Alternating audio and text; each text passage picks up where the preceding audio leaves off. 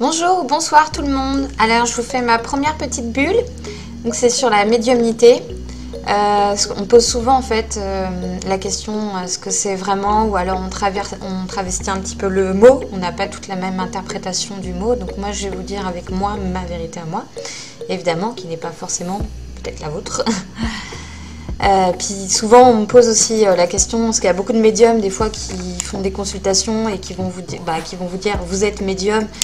Et ça peut arriver qu'il y ait des personnes du coup qui paniquent un petit peu parce que ça arrive qu'on les laisse un petit peu comme ça et qu'on ne dise rien derrière, quoi.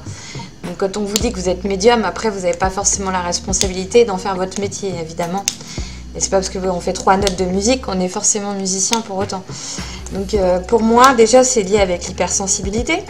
Donc c'est comme si vous étiez un oignon en fait avec plusieurs couches. Et donc il y a des personnes qui ont un petit peu moins de couches. Donc il y a des avantages et des inconvénients. Qui fait du coup qu'on va être dans l'hypersensibilité.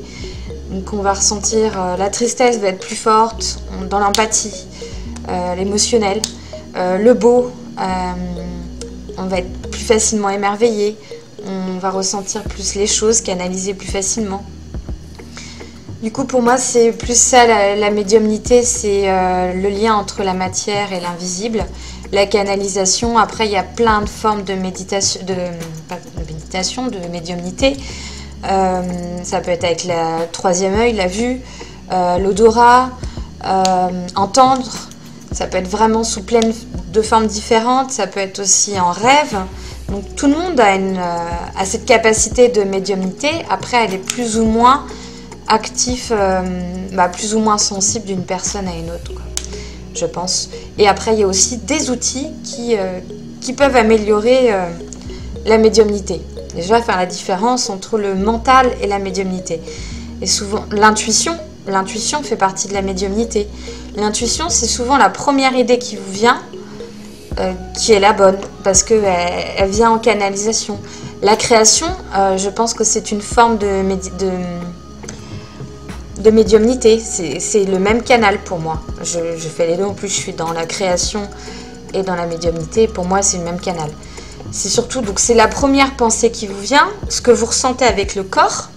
Alors je dis toujours, la meilleure personne pour savoir ce qui est bon, c'est vous-même.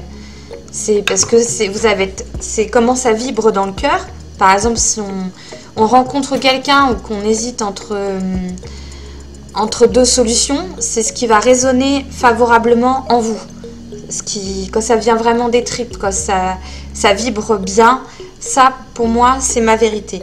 Donc je pense qu'on a chacun sa vérité. Donc voilà, c'est surtout suivez la meilleure des sagesses, c'est suivre votre cœur. Voilà. Donc après, si vous avez des questions, n'hésitez pas. Donc déjà, c'est une première petite bulle. J'espère qu'elle vous conviendra. Et je vous fais des gros bisous. À bientôt.